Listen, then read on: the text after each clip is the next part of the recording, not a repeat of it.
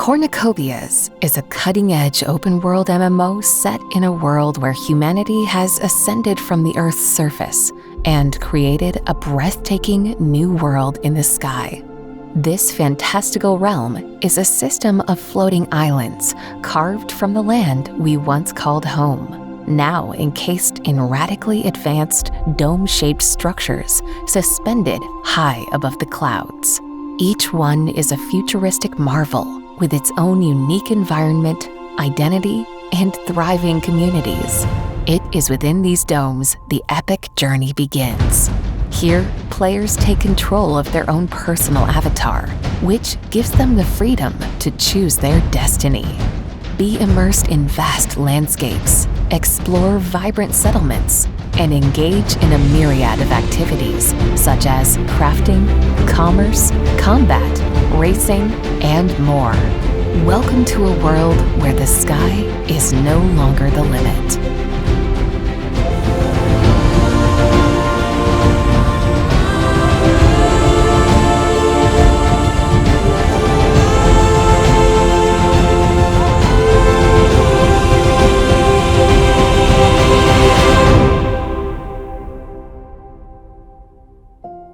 Hey everybody, welcome to Copi Cafe. This is episode number 107. You've got Rob Gregg here and Josh Jones. We've got a really special guest coming on for you guys today. You've heard of him before, but that's coming up. So a little bit about this episode. We're going to, a reminder about the sale, the up and coming sale, the Halloween sale or whatever we're going to call it. The nodes, an update on our nodes, how things are going with that. A little update on our marketing shift. We're making some slight changes to really get more aggressive. And then special guests will come up. And then, of course, as always, our leak and questions from the community. So why don't we just go ahead and kick it off? Rob, what are you drinking today?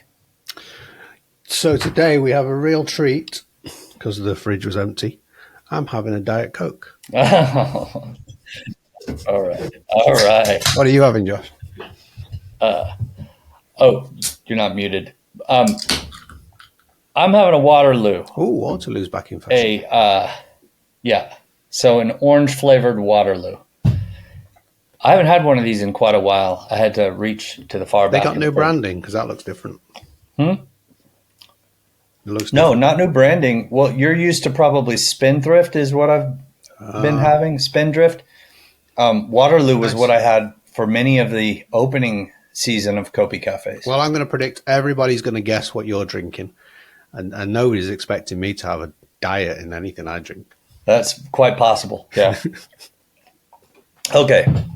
Well, let's go ahead and kick this off. So we have a massive sale coming up that has been announced already with, is it 10 assets or more at this point? Up to 17. Over a period of time, though, not immediately. Well, okay, so you're counting the male and female versions of some and stuff like that. Yeah. Okay, so it's going to be very telling on how this goes, and because there's some that are rarity based, and then there's some that are not rarity based, and some that have male female outfit versions, all usable in game within a short amount of time after the sale. Which is just basically our next game release. And I think things are going very well. The team is incredibly slammed prepping for this, but it's going well, and I think it's going to be a lot of fun. Yeah, and there's a free item in there as well. There's going to be the helmet, the Quantum Jack helmet. I've seen that. That is really, really impressive for a free item. This is not just a helmet. It has animations within that helmet that are constantly going. So it is really impressive. Yeah, and just we say it's free, but the reality is you got to pay the fees, the blockchain fees on it, which is going to be very minimal to get the asset. So that's it. There's no charge or profit on us for us with that item. But yeah, it's going to be a fun little giveaway for everyone. To go check out our new store and the new branding and look and feel of it. I think we're improving there. Still a long way to go, but it's going well. So I'm very excited about this next sale. We've already covered most of the details with all you guys, but just as a quick reminder, we've got vehicles, we've got outfits, we've got hats and bling, We've got jetpacks. How could I forget those? So the jetpacks are going to be a lot of fun. You can fly around the game. You can explore Solace more efficiently and look for what that special plot of land is that you want to grab to make stake on which land your land NFT is associated with. And so that's a lot of fun. Backpacks, yeah. I've been testing the jetpacks in and around Toledo as well. It's so much fun to go around and explore new places. I accidentally leaked the Solace one this morning in Discord. I was doing a screenshot and I didn't realize I had it on my back. Boy. I tweeted that as well. So accidental leaks. Well, there's not much. It was a genuine mistake. Well, that's okay. You're just I'm gonna contact HR and we're gonna have to put you on probation. So we'll just. I played Rumble Ball. Might be some paperwork headed your way. Yeah, but I played Rumble Ball with it. Rumble Ball now becomes a whole new game. Now you can fly around. Oh, are you serious? Yeah. Wow. I didn't even think about that. That's pretty awesome. All right. So keep your eyes peeled. Obviously, more announcements on the sale going to be coming up pretty regularly. It's going to be a lot of fun, and we hope for all of you to participate and get that super rare item that you want or whatever it may be. Okay, so next up is the nodes. Do we have any nodes updates? Seems like testing's out. Well, I have an update on nodes. Oh, yeah? Cool. Yesterday, from the staging launcher, I downloaded the game, and that was using our existing node operators, which is just all teams. So is there like 8 or 10 nodes, something like that are currently live? There's some in America and some in Europe. Right. Okay, so I downloaded the game successfully from that, and I'll say that the experience was smooth. We're still trying to optimize and get the time of download down significantly, but there's a lot of levers and a lot of variables, and that's primarily what's happening right now is that kind of optimization. So for anybody that's not familiar with what our nodes are, real quick, we're allowing for people that are node holders that are in our community to use their compute power to serve up our game file. So a common theme in gaming is, especially with a larger based MMO or something like that, you can have really large game file sizes, and there could be attrition when the new user is trying to download the game because it takes them 35 minutes to download it or whatever it may be. This is helping us not only with our server costs, our infrastructure costs, but also helping to reduce the attrition rate with new users and that are coming in to play Cornucopias for the first time. So it's a very exciting development, and it's very innovative as well. Yeah, and Greg pushed an update yesterday, so now it detects what your local nodes are. So rather than having to drag files from across the globe, if there's more local nodes, it will go there first. So that's actually progressing really well. We're looking at, like I say, you downloaded the staging version. On the next release of the game, we will have an option for downloading from the nodes or centrally at the moment continue to download from AWS. But I think we're not certain that's going to be the next release. The plan is, though, we're hoping for it, to have it fully rolled out by Christmas. So we've still got this interim part where we're still testing, and we'll be opening nodes with the community very, very soon. Yeah. And it's all been done to be very secure. There's file checks and checksums and all sorts of good stuff to make sure that we maintain maximum security and just really increase the onboarding experience for new gamers. That's the idea here. So okay. Yeah, and for those node operators, we're still accumulating daily rewards. So October will be another month where you don't really have to do anything. Just have your account registered, but that's going to change over pretty soon. And in terms of node reward claiming, we're going through the final testing at the moment of opening that up. We are integrating KYC for those that want to claim more than $500 a day. Yeah, there's a certain KYC threshold. I think it's set to 500 or whatever.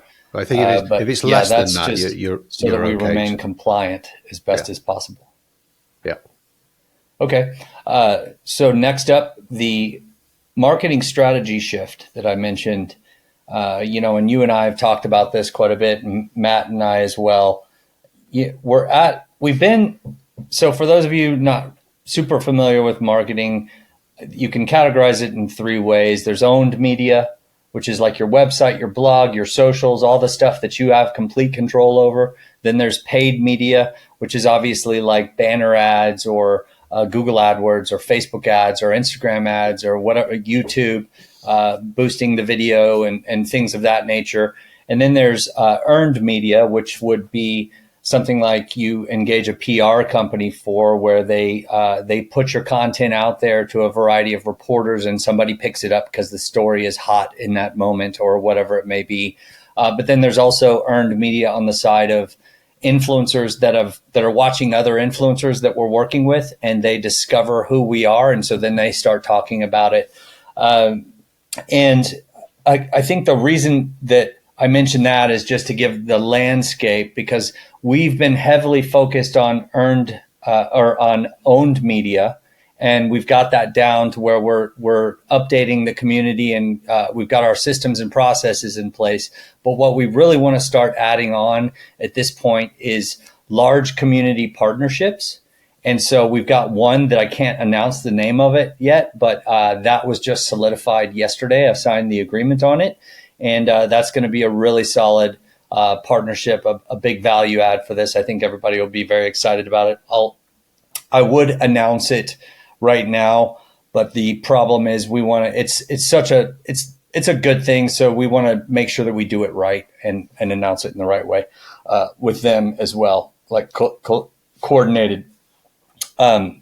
And then the other thing that we really want to work on, so aside from adding on large marketing partnerships, whether it's an esports league or a large gaming community or whatever it may be, we also want to be really scaling out our influencer program and earned influencers as well as paid influencers. And so we're just kind of gradually building that up.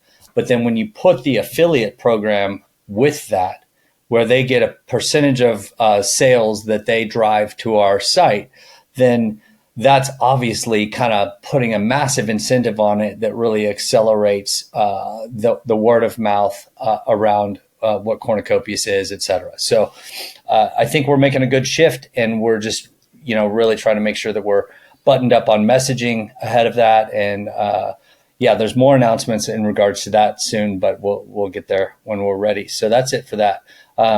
Anything else from you on marketing, Rob? We've got that. We're introducing the buyback as well for this sale. Oh, great point.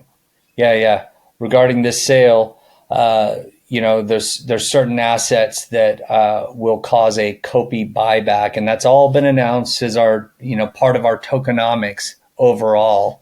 That's a really good. We're trying to get more utility and circular flow within the ecosystem, and accepting Copi in this sale will be the first time that we've done that, I believe. Yeah, so, and we always said, there's a time for marketing. During the depth of that bear market, we had some. We worked with the Washman Group, and we're working with them again in the future.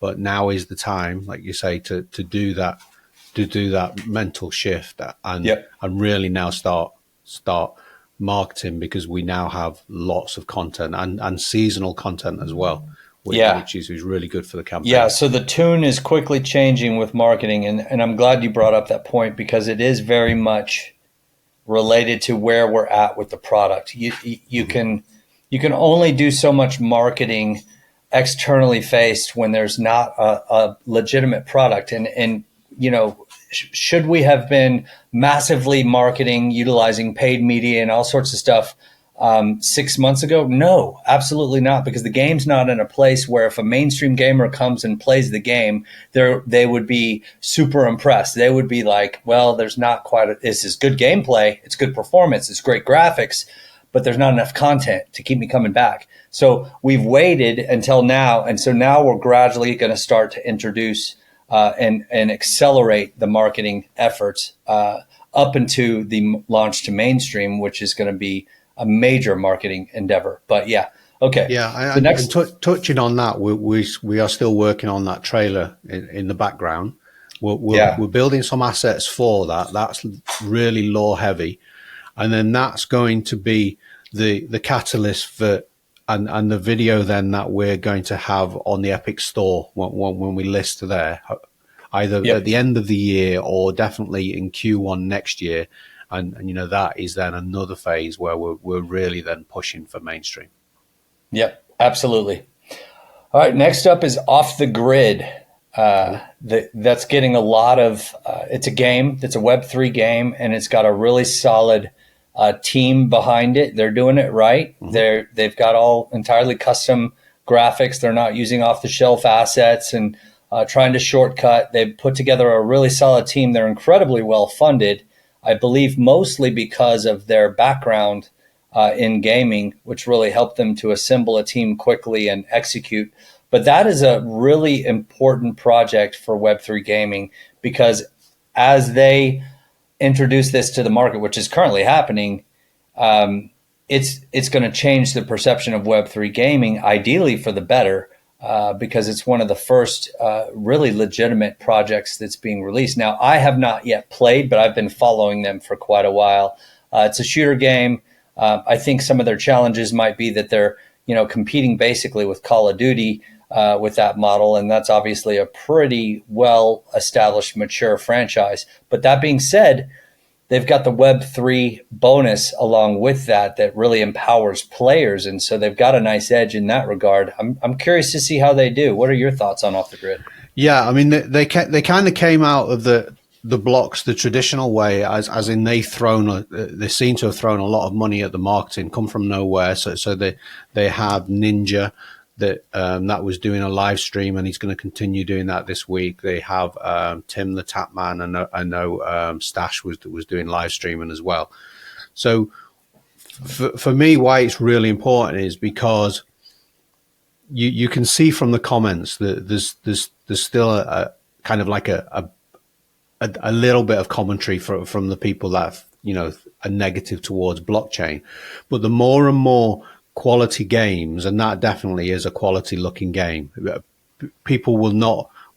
lot of people will not be aware of the quality of blockchain games that are coming out, like ours as well. It's on that triple A level.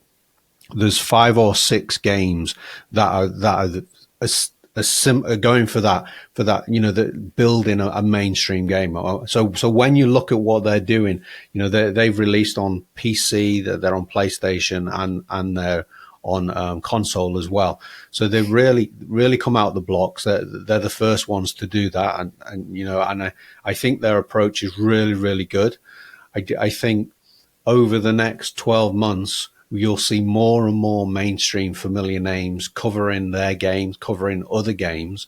The barriers are now, I think we're just going to push through them, and it really does lay the foundation for our game when we're ready to follow a similar route.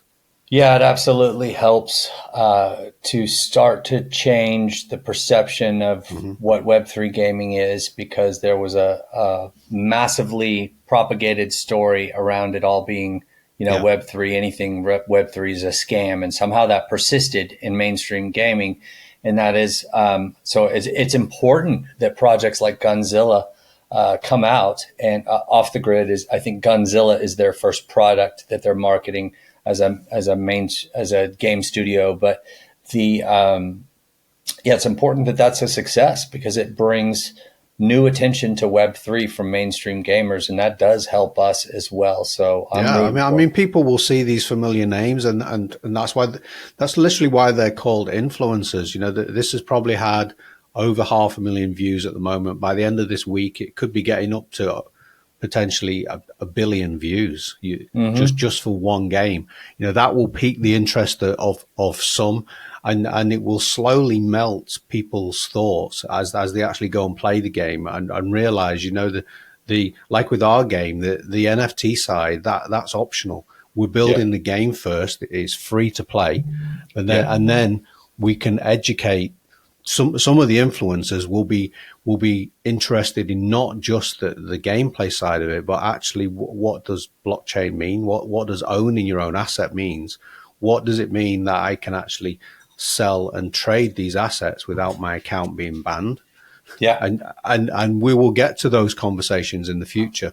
But at the moment, people are now being exposed to Web3 games of a really, really high quality, which is great. Yeah. So when the mainstream gamers experience quality, AAA quality, well-made games that are performant, and they then discover the empowerment they have by owning their own assets, they don't have to sneak around and trade in the gray market or the black market or any of that, that they just literally get to go to a marketplace and trade their assets. And so that now everything that they've acquired in game can be sold. That is huge for empowering players. Yep. And so when that starts to get discovered, this is why I said it in the conference at Rare Evo, in 5 years, my personal opinion is that there won't be a Web 2 gaming.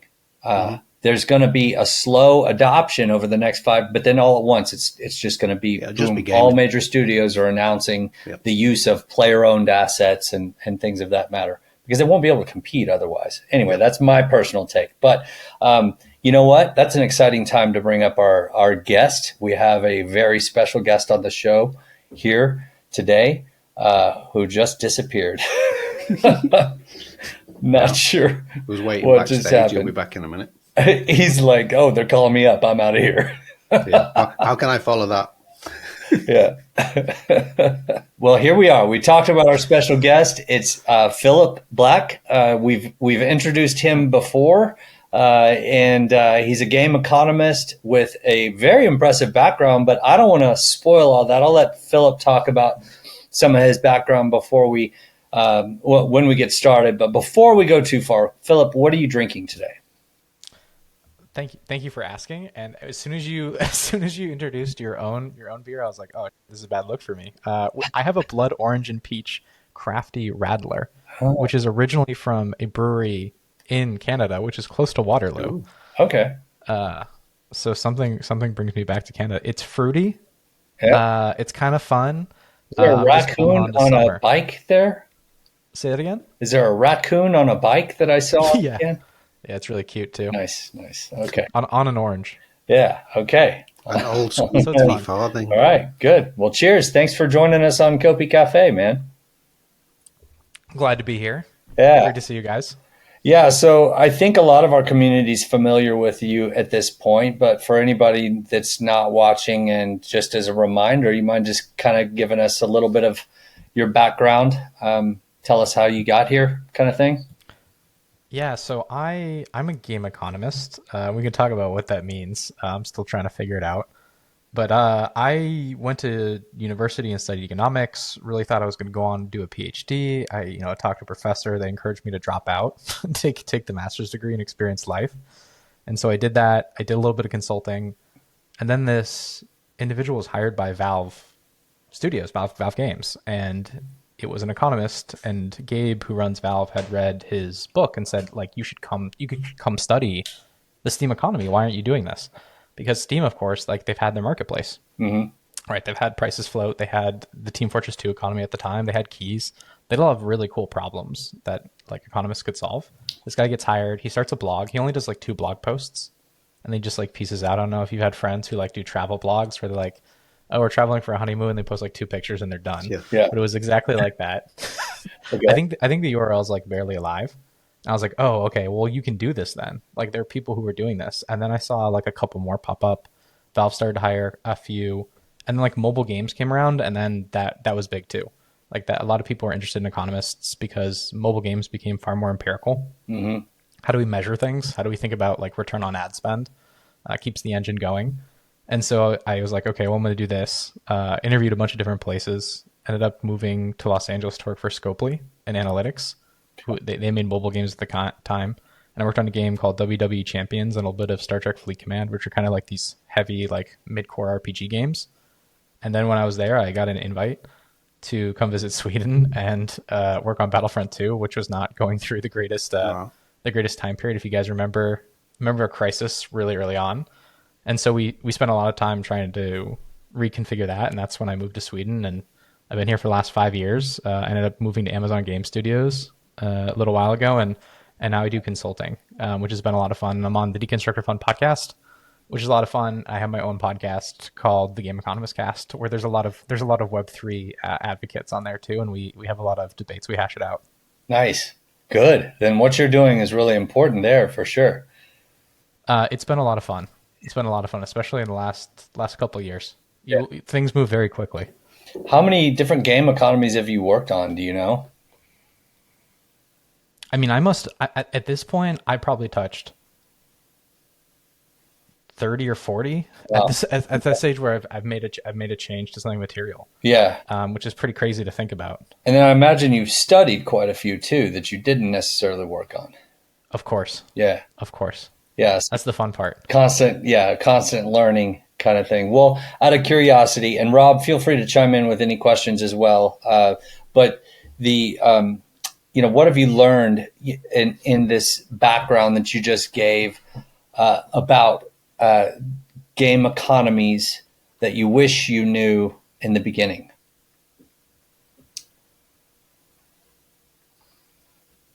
So there's this thing, like I've said to people who are interested in becoming a game economist, because it's not really a thing, like you don't see a ton of job listings with that title. And the only reason, like, for instance, I was hired at DICE is because the person who was hired there had worked with a game economist beforehand and was like, oh, we need this role. So it's not always the case that you can like find this title. But I think when a lot of economists I've met have come in one way or another to games, they immediately think about like all the fun things they can test. Like, oh, I have all these theories that I think I can use games to validate. And I think that's really the wrong approach. I think the motto that I've like come up with is that you should ask what you can do for games, not for what games can do for economics. Like, you just can't use this as a tool to test your theories. Like, think about how you can use the tool set of economics to make games better. And so I think you really need to use economics, but think in the framework of games. Like, there are certain things that games do that are different than what we've been taught. And using the tool set to build that model out is really valuable. So I guess that would be one thing I would like tell my earlier self. I like it. So you came on board with us recently to join our new advisory board. So that's how people will be familiar with you. But before that... And that's been a blast. Thanks, guys. Yeah. Well, before that, you actually worked on our in-game economics and tokenomics. So really, if you do your job right, nobody will notice, will they? It's when the economies go wrong of certain games, and especially with Web3 games. That's why it's so important for like you say, a crafter like yourself to come into a game rather than leave it up to maybe just a dev team that know how to build games, but really have no ideas about levers and in-game economy and stuff like that. No, I completely agree. I don't think it always has to be stability, though. Like, I would say there are ways for like the game economy to have a voice, because it also has a voice through progression, and prices and progression are related. So like sometimes, maybe you don't want it to be stable. I don't know. Yeah, I don't know. Maybe. Well, when we first looked at this, what we were told was your economy is going to go out of hand. So that is true. So having that foresight, then you can build on top of it. So it doesn't, if it does get out of hand, you have those levers built in up front, and you're not panicking. Yeah. So that was a good lesson to learn early. The reactor, the reactor can overheat sometimes, and the engineers just got to rush there in their lab coats and try to read all the diagnostics, and then they think this lever is like what releases the steam and like takes it down a notch, and maybe it is, and maybe it's a meltdown. Yeah. Well, then it bursts a few more down the line. Well, Philip, I'm going to skip a few questions now just because of where we're at with what Rob brought up. I think that's a kind of an important thread, and I think it plays into this question a little bit. Like, do you have a system for how you evaluate a game economy and a process that you follow in order to, start simply, but then start to grow it and improve it? Like, what is your system? What's the method to your madness to really creating a balanced game economy, if that's the goal, or whatever it may be? Always start with a flowchart.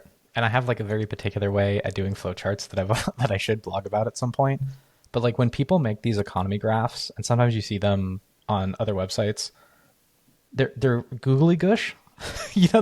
There's arrows pointing everywhere, and then they almost always just become two boxes that have an arrow pointed to each other, like battle, win gear. And at some level, that's really true. That is the game loop if you zoom out high enough for like a lot of different games. But we're interested in more than that, because the whole point of a flowchart is to help you identify relationships that wouldn't otherwise be obvious, and that helps you understand risk and helps you understand like systematic risk. Okay, if this thing falls, how are the wires connected? And also helps you segment things. You can be very purposeful about it. Like you have a map of the sewers. And I think the way the sewers work isn't always a flow. Sometimes it's omnidirectional. So what happens is like a player either inserts time or money, and that is processed or refined in various ways to make certain outputs. Like it's very like basic economy. If you think about it, it's like very Robinson Crusoe, very, very simple toil and economy. And so like, okay, if those are the things that are going to happen, having a flowchart of how that refinery works is extremely valuable. And so that's why I always work from your first inputs are time or money, and those are connected to various things. And that's been really fruitful. I mean, I think we did that exercise as well. Yeah. That's been very useful for me. And then, okay, this is how all these currencies integrate. They're mediums of exchange across this value chart.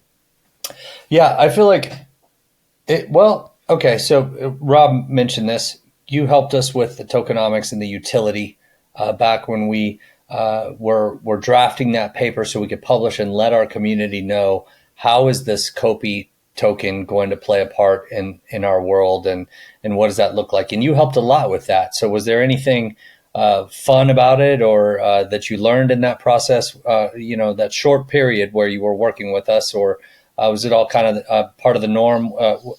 What's your takeaway from that experience? I think one of the things that's very fruitful is to build mechanics under your token. Like that gives you a lot of design space to think about how you want to distribute, control, regulate. Like it's just those dials we were talking about. And so having a lot of those dials is very fruitful. And like you also have flexible dials. I think that's the other thing to keep in mind. Like for instance, like if you wanted to call back a lot of tokens, you could do a very high stake rate. Maybe give away rewards for that. Like that's one of the common ways to reduce float is just like, okay, well, let's go lock it up. So like there are tools that you have in the short run that are available to you, and there are tools that you have in the long run. I think just sitting down and thinking about those things and thinking about like how this is all connected was really fruitful. Yeah. Yeah. Well, you did an excellent job, and that was an important step in our progress. And as we've discussed before, we're probably going to bring you on in addition to, the board role in some periods, and we'll see how that kind of goes.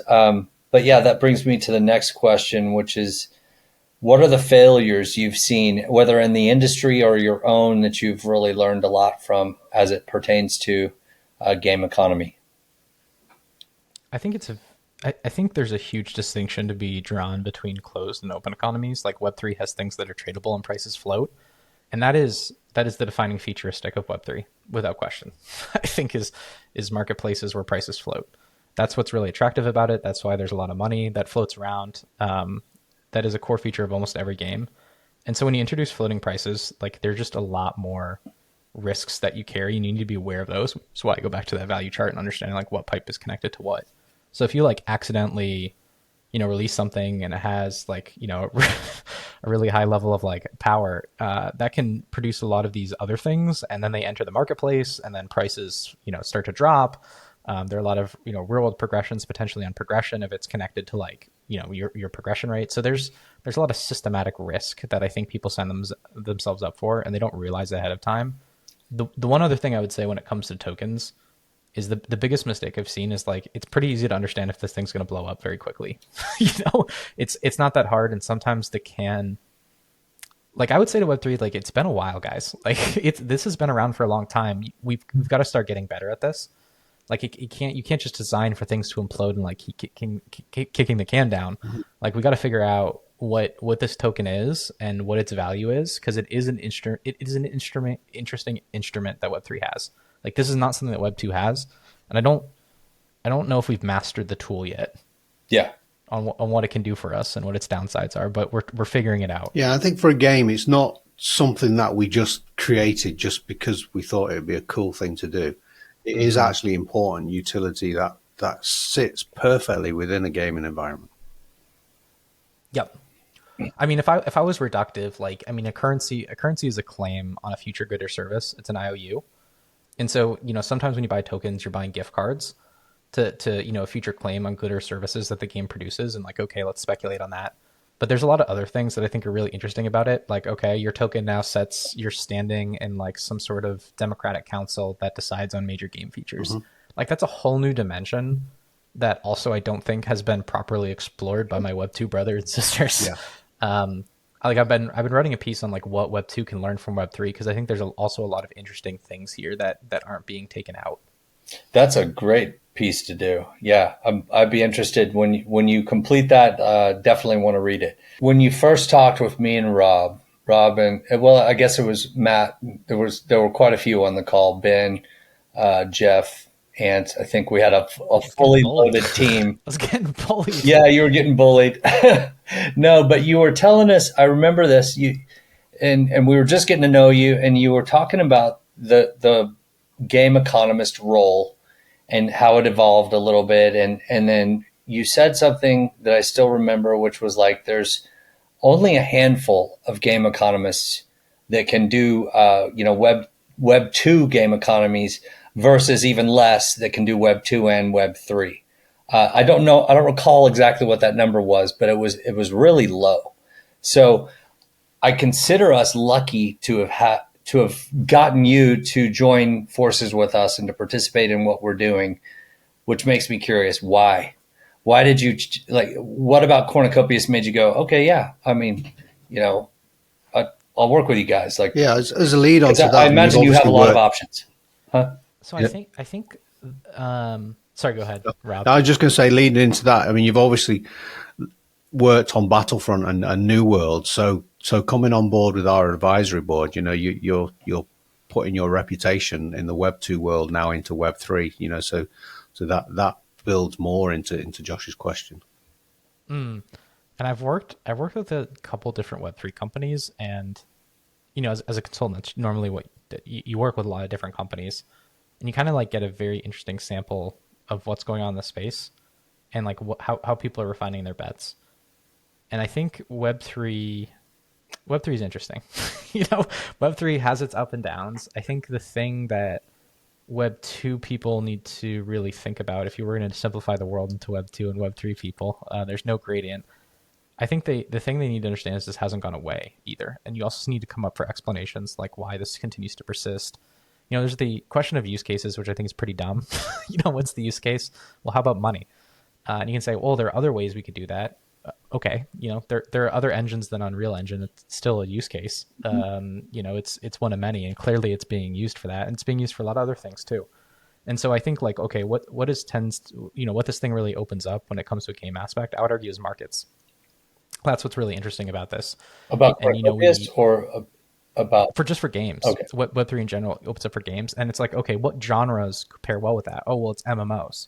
MMOs pair really well. I think what's really interesting about you guys is that, first of all, you have a real product. You can go play this thing right now. And it may not sound like much, but you guys, like, you have a real production. You have a real schedule. You're accountable to something, and you're shipping as you go. And I think that's really important, especially in MMO where you have so many different loops. And I think that's what you guys are trying to figure out and refining over time.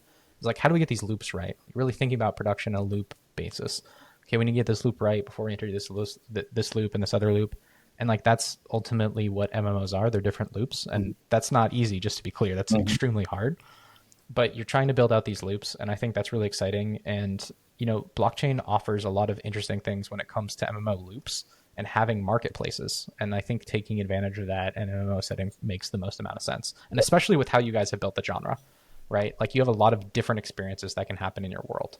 It's not just focused on combat, Right. or being a cozy game. Right. There's a variety of experiences that are really fun. It almost touches on sim stuff, which is really cool too. Yeah. Which I spend a lot of time on. Yeah. I remember, you were talking a lot in the early days about our IP that we were creating. I don't know if you want to touch on that. That was another thing that I really enjoyed. When that's one of the things you immediately hit you. I worked with someone at Amazon Game Studios who was really great at developing IPs and like taught me a lot about that. So I spent a lot of time working on games at Amazon Game Studios here in Europe, and chatting with the MMO teams was pretty interesting. There's Throne and Liberty, which just came out, which we should. Yep. I'll have keys out. I'll have keys out soon. Huge, yeah. But like there's a lot of MMOs that go on at Amazon Game Studios, and there's a lot of other genres too. So I got a pretty wide exposure to a couple different things, and I would say one of the things that's really interesting that you start to spend a lot of time thinking about is distribution. Like, how can you put your game into a lot of players' hands? And when I worked with a lot of different teams, IP is one of the ways you can do that, because you're going to have IP no matter what. It honestly doesn't take I don't want to say it's easy to have an IP, but it's really about crafting a vision and kind of sticking to it. And it's very easy to see where there's no vision, and then where there is a vision or there's something that's being developed. It's a baby dragon egg, and it just needs to be with the right person, and it'll be birthed into a dragon. And what I think was really compelling about this IP is, first of all, it had style. There was a vision here, and I think there's a lot of interesting things that I saw in world that gives it opportunity for it to grow and spread its wings more, and I'm really excited for that to happen. Also, the cars. I think the cars were like, that was a defining like stake in the ground, how those things look. Yeah. And I think that's really helped me situate this game on like an audience map. You should see the next two that are coming out. Well, you might have seen the I'm really excited. Yeah. And who doesn't love ships? Who doesn't want to collect like expensive looking cars? Yeah. True. It's always a pleasure talking with you. Rob, I don't know if you have any other questions. I have maybe one or two more, but I've probably got tons, but we'll have to have Philip back for another episode, I think. Oh yeah, absolutely. I want to get Philip and Jen on together, since they work together. Yeah. At some point. Yeah, I'm running around the game. Yeah, and we'll plug your the Deconstructor of Fun is the podcast that you do with Jen, who's another advisor on our team, and she's the one specializing. I looped her into this. You what? I looped her into this. Yeah, you did, and it was great. I said this is going to be a great learning experience, and I think it is. Yeah, I agree. And so now we've got a very seasoned game economist and a very seasoned marketing expert within Web2 gaming and Web3 gaming. And so I think we're positioned very well with both of you guys. So we're definitely going to have you up. Okay. So what do you think you're going to be working on first with Cornucopias? Like, would it be the game loops, or what? Like, if we're to take a next step on, we already started. We're already cooking. Yeah, I know we are cooking. Grill's on. Well, actually, the last board call, you were just all over it. I mean, great. You guys showed up with a spec, and like the first thing that happens, like especially when you know someone and you've been working with them a little bit more, you can just go for it. Mm-hmm. And like people also know, like, hey, we need to do X, Y, or Z, or hey, do we want to tear open this thread? And like both are appropriate. Like sometimes I have agenda items. Like I'm a podcast host too, and I'm like, all right, we need to move on to the next section. But I would say, we got a spec, and I was just like, all right, how does this thing work? How do I poke it? How does this work? Can I change this? That's always a lot of fun to figure out how the thing works. And then, I mean, we immediately came up with something actionable, right? Like we bounced some ideas back, and like something popped out the other side just by thinking about how it works. Again, like it's building the model, right? And sometimes it's mathematical, and I think other times it's just like poking. Yeah.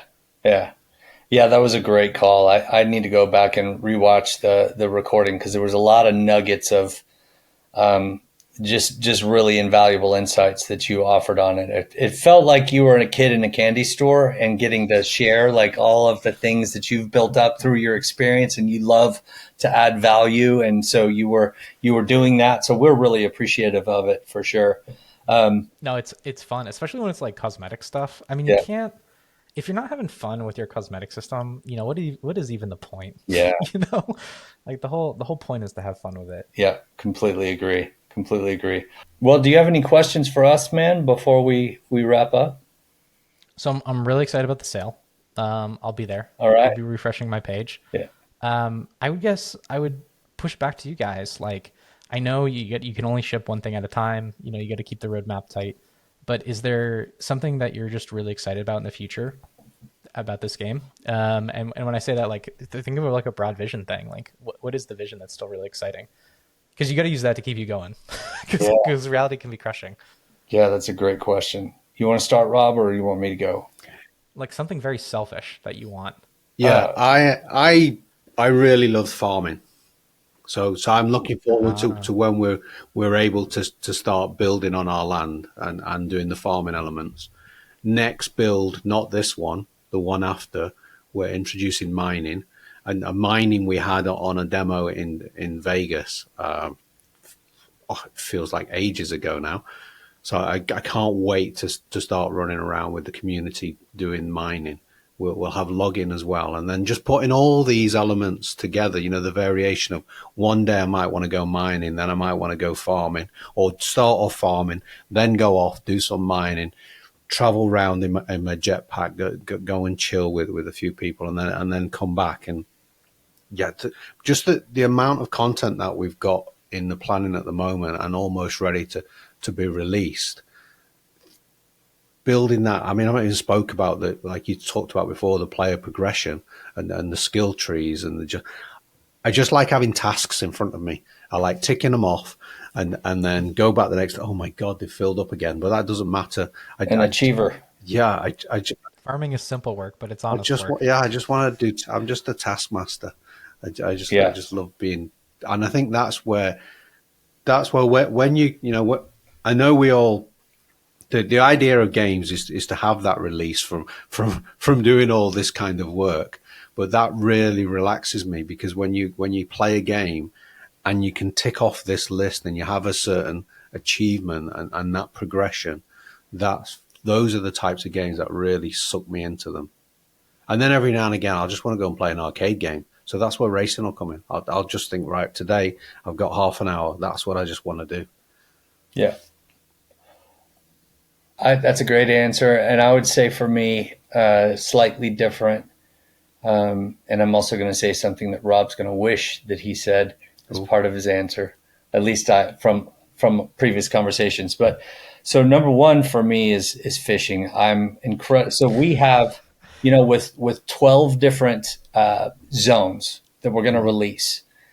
That is a massive amount of space. And that's 12 different zones that encompass 36 domes total, because we're going to have 3 per zone. That's a massive amount, assuming there's bodies of water in all of those. That would be the largest possible fishing game in the world. Just that one little mini game within Cornucopias, which is obviously not mini, but that one little game loop. So what I'm excited about with that is when we can get it to the place where we've iterated and we're on like fishing level 32 as a game dev company. You know, we're on the 30-second in where we've added on all sorts of features that make the fishing experience more realistic and more fun. That's one thing that I'm really excited about. And then the other is custom domes. So we have a custom domes NFT sale. We had that a few years ago.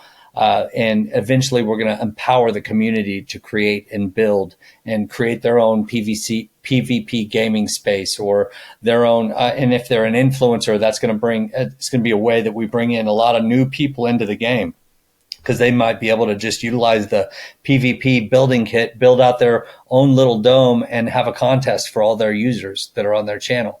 So I'm excited to see what the community creates, but that's definitely vision. That's further down in our development phase, because we've got to get a lot of the primary game loops in place before we start working on that. There's so much. You know, when I was a kid, I used to play Gauntlet a lot. You know, so I love dungeon raiding. Yeah, and doing that as part of the community. Well, in the arcade, you kind of had 2 or 3 people next to you playing, but now in these MMOs you can literally go raiding with 20, 30 people. The community aspect of we've seen that with mining when we were in Vegas, but to have that then with the quantum monsters, and that's another element as well. You know, you can play on your own, go do your farming, do your fishing, but then you'll have the other element where you can go and maybe slay dragons. We'll have the double dragons. Yeah. Slay dragons, or go to the combat element of the game. Yeah, it's going to be fun. So there's we got so a lot much keeping us excited. To be honest, that's why one of the biggest challenges for me is just chip away at it. Yeah, one of the biggest challenges for me is just having patience, because we kind of want everything right now, but it takes time. But yeah, we're at a cool phase of development where a lot of the foundation is laid, and now each new build release has a ton of new content, which is exciting. So yeah, and we got a new build coming out very soon. So hey, Philip, thank you. Good question. Thank you for joining us. We obviously would love to have you back on Copi Cafe in the future, and of course, as always, we will include your links to your Deconstructor of Fun podcast and also to your game consulting site. That way people can go check out some of what you're doing. We'll include that at the bottom of the description. But yeah, man, it's good to see you. And we'll schedule a game tour with you very soon. That sounds great. Really glad to talk to you, both of you guys. All right, man. Awesome. Yep. Talk soon. All right, bye, guys. Bye-bye. All right. Well, it was great to have Philip on the show.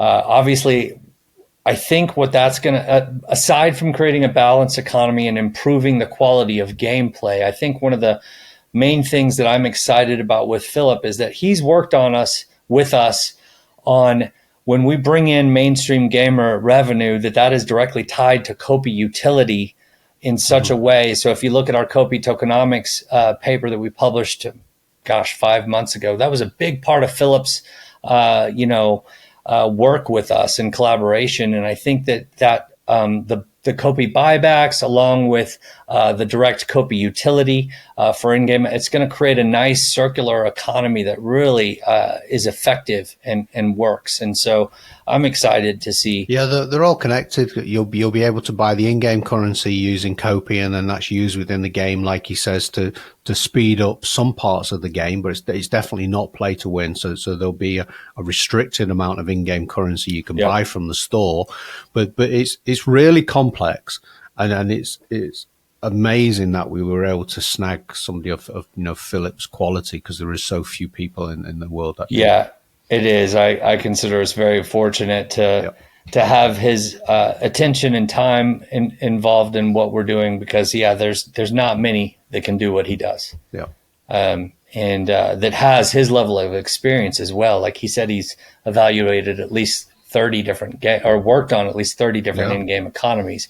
Experience with Amazon, Valve. And that's huge. They're not just one-off projects. Those are multi-billion projects, and especially with New World, he's worked on that most. He led that project. Amazing. So really it's really cool to have him on board, and his insight is invaluable. Okay, well, that brings us to the questions segment of Copi Cafe. So I'll just go ahead and ask you the questions this time. We've got the first one from Mean Little with the Mafia. Will the Vanguard apparel just be cosmetic, or does it bring some perks? And then the second question, which is tied to the first, they're both similar, from Corny B of the Knights. Yesterday at colon 41. Oh, that was just, never mind. What kind of perks would you think are fitting of the apparel? So as usual, we're going to release a document that tells you everything about the cosmetics, on how you can use them in game, and what their use are. But there'll be certain traits with some of them, in terms of maybe taking damage or depends what they are, or other kind of things like that. But they will have certain perks and traits. Yeah, agreed. Okay, next question from MGF Ninja Z. To become a node pool operator, can a VPS be used, or is VPS only for delegating nodes? Yeah, you can definitely use a VPS. You can use a hosting service. In fact, what we're testing at the moment, one of our services in Europe, one is on a home setup in a home network, and the other is actually using a European VPS. So you can definitely use both. Well, I have a question for you now then. Have we looked at the data versus those two and how each one is performing versus the other? Yes, yeah. The one in the VPS is in a tier 1 network, so that has that system is all built about performance and reliability and uptime. So that will definitely be up 24 hours. The home network has to interfere with people on the Xbox and then accidentally switching them off, or power cuts, but potentially, so it won't have the same reliability. But what we were doing is that as we have more and more data, we will be coming up with a set of performance metrics that we're looking for. So you don't necessarily have to have something that's up 24 hours, but you'll definitely have peace of mind. Yeah. Okay. All right. Final question from Ray Racer of the Knights. From where are we going to be able to dock our vehicles and load resources? From where will we access those areas? Yeah, so that's a good question. So as you go from dome to dome or from megadome, each of them will have a docking bay. It'll actually be a separate bay from where the public transport goes in. That goes in one area, and the owned your personal privates, you'll have a separate area where you'll be able to go in, and there may also be another docking bay for the larger ships. I think that they're going to have to be. David explained last week that there's going to be kind of some kind of social area that people can go in. And land, and we're going to have what we're calling, I think we're calling them Nexus terminals as well. Is once your vehicle is in that docking bay, you will be able to transfer goods in and out of those vehicles depending where you are, whether you're on your land plot or whether you're in different parts of different valleys. So that will definitely be explained. Moving goods around is really key part of this. And so, yeah, we will make sure that when it comes to that part, when it's ready, we will explain that in a good detailed document. Yeah. All right. Very good. Well, that brings us to our leak, which is a very brief gameplay segment, and we'll conclude with that. So thanks everyone for watching. This has been Copi Cafe number 107, and we hope that you stay to watch this gameplay. See you soon.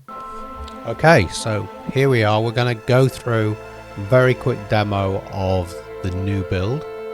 This is on the dev server, so it might be a little bit laggy. And I think the first thing you notice is a little pumpkin. Yeah. Very interesting. Yeah, foreshadowing something. Because we're in the dev build, I'm also able to put on the FPS, so you'll see that in the top right hand corner. Which is pretty high. So that indicates the testing of DLSS, correct? Yep. Yeah, it's not too bad, but this is the very first build, so they've actually not done the tuning yet. So I'm actually expecting that to go a little bit higher. But that's a really good start. You say not too bad. That's well over 60 frames per second. That's phenomenal, really. Yeah.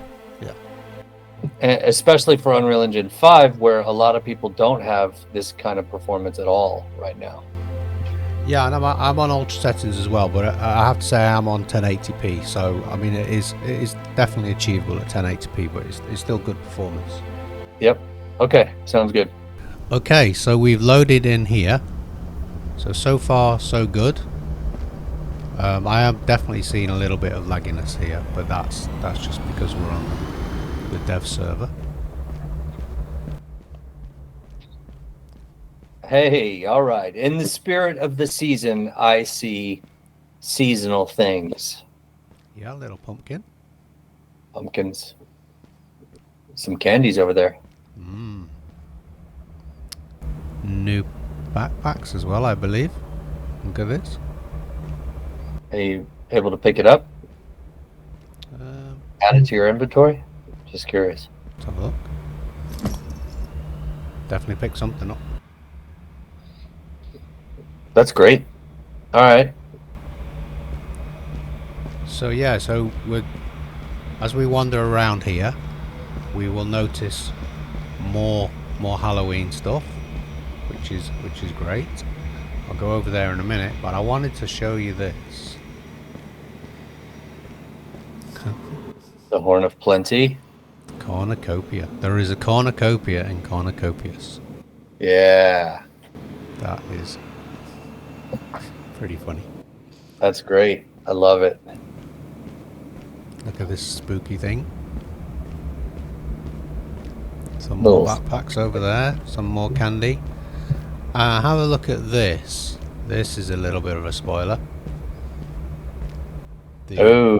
Yeah, the hollow caches. Yes, they've now become seasonified. Seasonified. Yeah. Well, you know what's fun about this is that culturally, a lot of people around the world have a Halloween. I actually don't know how accurate that statement was, but I think a lot of people can appreciate the seasonality for the most part. Maybe not every culture celebrates it. I highly doubt every culture does, but at least it's a fun theme to bring in at this time of year, and we'll do the same with Christmas, and this will be part of what we do kind of every year where we celebrate certain seasons. There's more to this that Rob and I are not showing you guys right now. Yeah, I'm staying in this area. I mean, in Brazil and certain parts of Spain, I know that the Halloween is, and they have like the Festival of the Dead, and so it's huge. I know, and it's quite a huge event in America, I believe. In the UK, it's okay.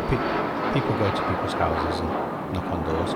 Yeah, in the US, it's either parents and their kids going trick-or-treating, which is knocking on doors, house to house, and the kids get candy and stuff like that, or it's adults having costume parties and stuff like that. But yeah, that's kind of it. And then everybody puts their scary stuff out in their yard if they have it. It's fun.